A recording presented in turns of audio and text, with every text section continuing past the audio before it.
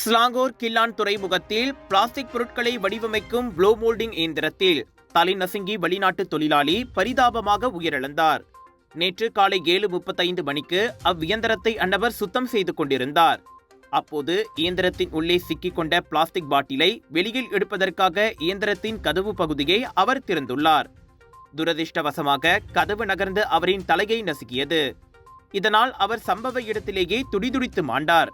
புதிதாக வேலைக்கு சேர்ந்தவரான அத்தொழிலாளிக்கு தொழிற்சாலையின் உற்பத்தி பிரிவில் துப்புரவு பணி கொடுக்கப்பட்டிருந்தது தொடக்க கட்ட விசாரணையில் கண்டறியப்பட்டது.